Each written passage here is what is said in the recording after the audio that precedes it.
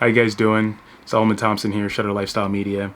So last week I talked to you about photography being dead as a business, and I still kind of stand by that point. Of course, there's always those one-offs or that small percentage of people who can really run photography in a way that it's their sole business. And, hats off to those people, and I'm not discounting any work that they do, of course. For me, I hold a full-time business work, and then, photography is something I do on the side. I think that there are ways that you can really put into it, but just photography alone is not going to get you there. So what I want to do today was kind of share with you some ideas that I have on ways that if you are looking to make photography a full-time business, ways that you can kind of start going down that route if you have not already. So one of the very first things that you're going to want to do, of course, is buy a camera, buy a lens. Again, last week I talked to you about just sticking to what's within your budget. So a couple ideas, like one of my favorite lenses that once I moved to Sony mirrorless, I got the Sigma 28-70. I think I talked about this in the last video. This lens right here is phenomenal. Not quite as wide as the 24, which I'm filming on right now, but it's an excellent lens. And what I like about it is it's lightweight, it's relatively compact until you zoom out to 70, and it's also really affordable. And when I say affordable, apologize if it's out of some people's budget, but you're looking at, you could probably pick a used one up for a few $100s, and get a new one up to $500 or $600, and that's different than using the lens that I'm using right now, which is going to cost you $2,000 or more. So again, I think this is a great lens, really lightweight.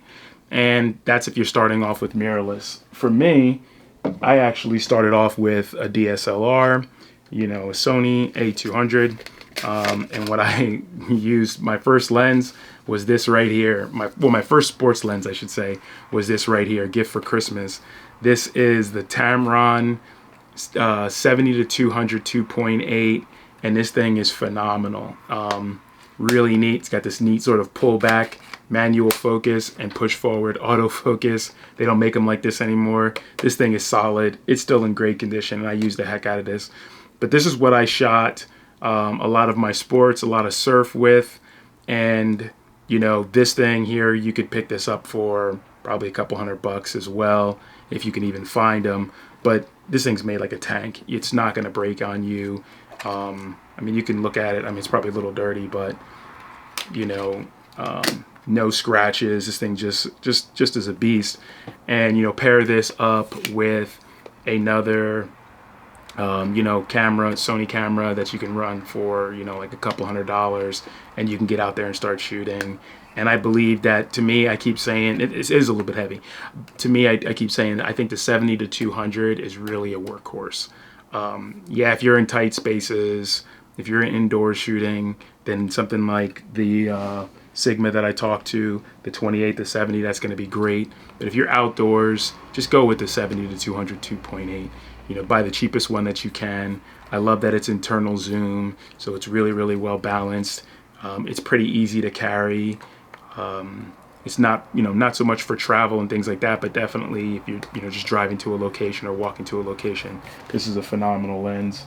Another lens that you can pick up is, a lot of times when you're buying your first camera, you're going to come up with something like a kit lens. This is a kit lens right here. This is a 28-70 as well. Hey guys, so yeah, just got interrupted. My camera shut off internal temperature. A74 for you.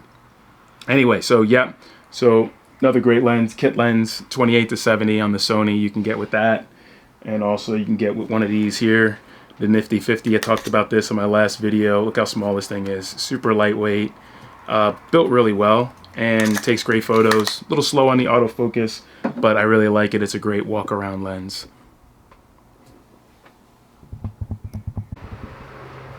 So like I said, first thing, go ahead and go out and pick you up some gear. Don't spend a lot of money. Just really wear the gear down that you buy. Make it work for you, and shoot whatever you can.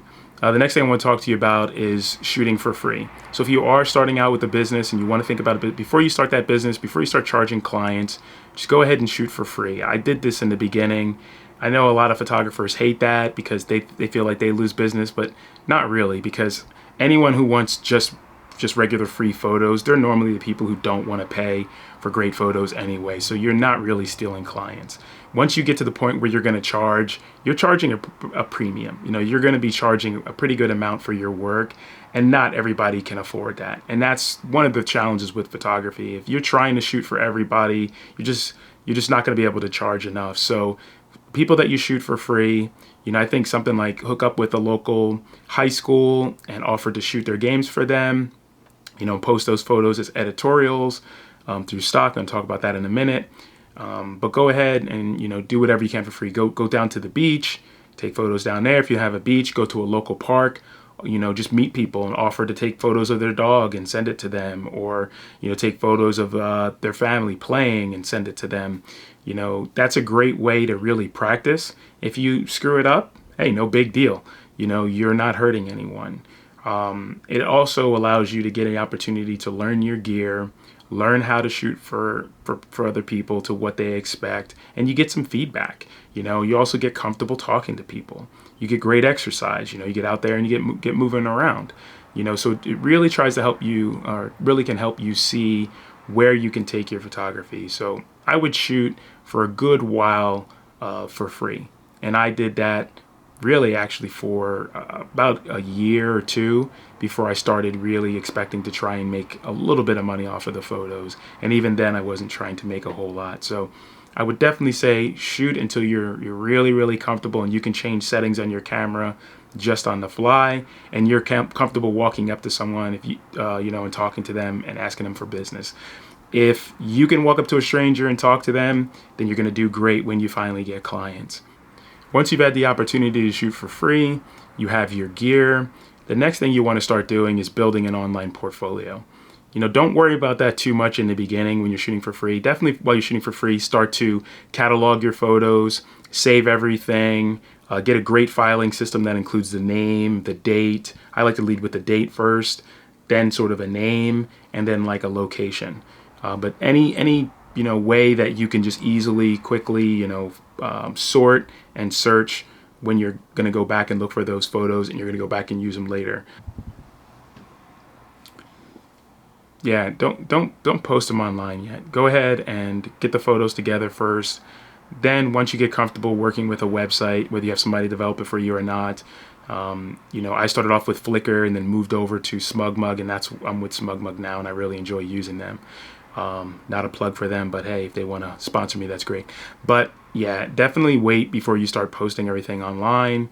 And then once you get great work together, only post your best work if possible, depending on how you're going to use your site. I use my site more of a, you know, spec, you know, shooting for speculation, you know, thinking that people may, hey, if they want to buy a photo or not, you know, they can, and here's where my website is. So, but I also use it to deliver some of the galleries when I'm shooting for a particular client. So go ahead and take your time with setting up the online gallery. Get familiar with the website first. Make sure it has all the features that you have, because once you really get started putting photos up there, you're really not going to want to stop and start working with something different. I've tried to switch off of SmugMug, and I just didn't. I went to Squarespace for a little while and tried some others, and it just didn't feel comfortable for me, so I stayed with it. And I don't have any regrets with that, but I would just say take your time setting up your online gallery. One great thing that I think having an online gallery allows you is once you start talking to people about your work, you immediately have a place to send them to look at your greatest works, right? Your best works. And the same thing when you're trying to book a client. You know, people want to be able to look over and see that you're legit, and that online gallery helps you with that. The next thing it helps you with is stock photography. When you get a great online gallery together, I do recommend, you know, thinking about, you know, and considering stock photography. For me, stock photography has been a plus and a minus. It has had its good points and its bad points, and I'm going to go into those for you next. What I do like about stock photography is that it really helped me to think about the photos that I'm taking and their use. One of the things I don't like about it is that it made me think of stock photography first. A lot of times. So retraining your brain to stay as a photographer without just thinking as a stock photographer can be challenging the more you do stock. So I want to read you off some things real quick.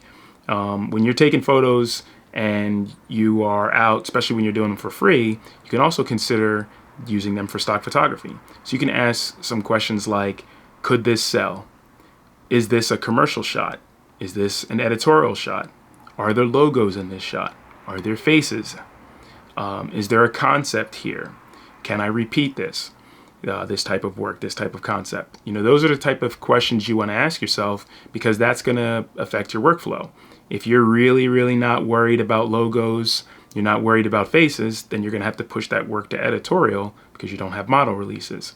If you want to shoot things more commercially so that a company could pick it up for their sale of an item or sale of a brand, then you're going to want to stay away from logos. You're going to want to stay away from faces. If not, then you're going to have to do that in post, removing logos, cropping out faces, maybe blurring backgrounds, things like that. So you really want to be able to understand stock photography, and you can, once you do understand it, you can apply that to a lot of those free shoots. And as you go back to all that work that you've done in the past, you can take some of those great photos and see which ones do fit in that stock photography category. And like I said, if you've already put them in as the date, the location, the event, then that's going to make it much easier for you, especially if you want to use it for editorial. And even in commercial work, a lot of times companies want to know the year or the location or something like that. They may want to know those things, so you can tie that into submitting commercial work.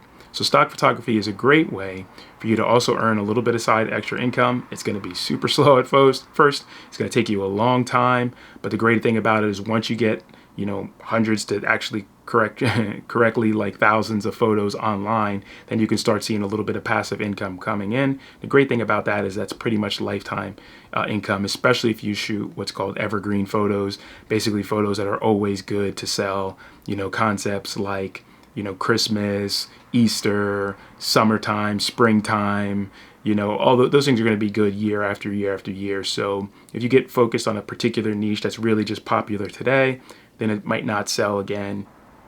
So stock photography taught me that shooting for free doesn't really have to be worthless. There's always some value in there. And when you're in a good environment, there's always something out to be that you can add to your work. You can, photograph or video snow. You can video rain or photograph rain. You can do surf, sports, what have you. The last topic I wanted to cover for you is Airbnb and my experience with Airbnb. With shooting with Airbnb, I have enjoyed it, but it has had its challenges.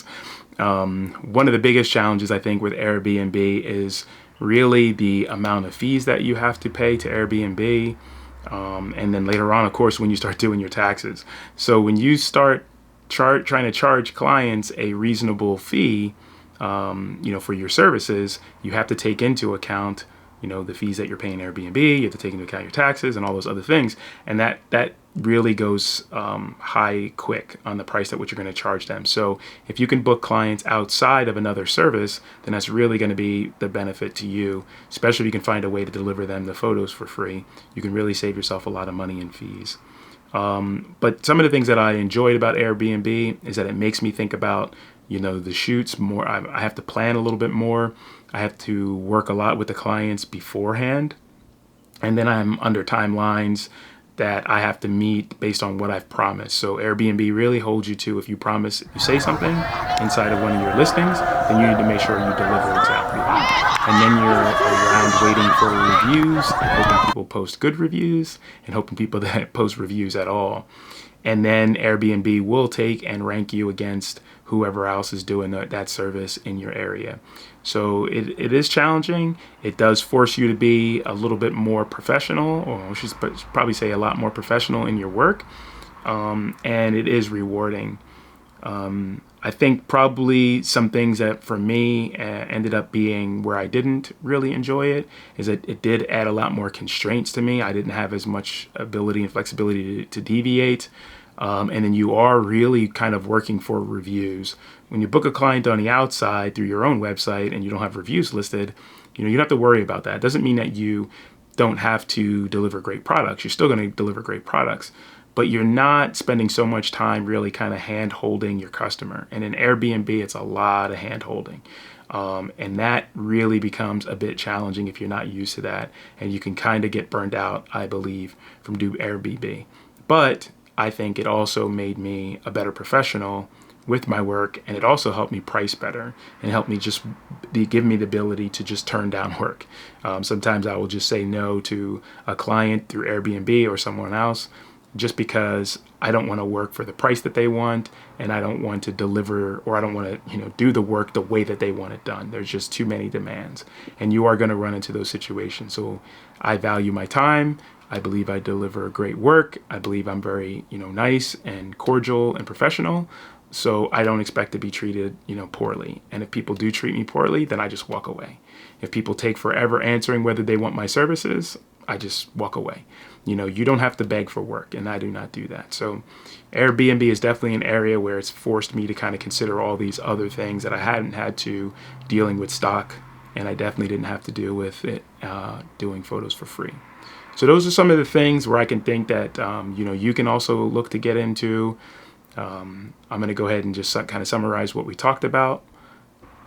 Okay, so kind of in closing, I'm going to go ahead and read a couple of things off to you. So yeah, I do think photography, as it used to be, is dead. Yeah, I would say that, and I would still stand by that. But photography as a skill and a creative outlet, a creative tool, I think is still very much viable. I believe that you can build on photography in and of itself and turn it into a profitable business, especially if you're willing to do video, if you're willing to blend in stock photography, if you are comfortable talking to people, if you are willing to do editorial type events, even if you're not posting them to stock, but if you're willing to cover a sports game, you can get focused in something like, I think wedding photography is very much an open field where there's a lot of opportunity. And then there's things like Airbnb services. So I believe if you're really willing to be diversified in the tools that you're using, you can stay in a particular niche in a particular area, but be diversified in the tools that you're using, and that will allow you to generate income from multiple sources. And then as you become more and more comfortable, you can go ahead and start focusing down tighter and tighter and tighter into one area, as well as using, one or just a few tools.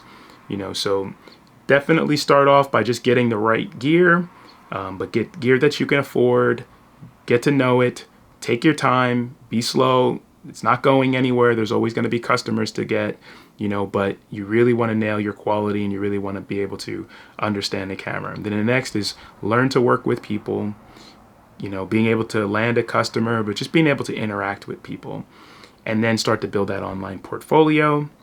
And then look for things like stock, which will help you polish your work. And then look for things like services, whether it's Airbnb or shooting for a real estate company or any type of thing like that. Those type of things can help you really become more professional. And then start focusing on your own personal brand and build your work from there. So I hope that's helpful to you guys. Please leave me some comments and tell me if you liked this kind of a talk as well. I did try to make some improvements on the video.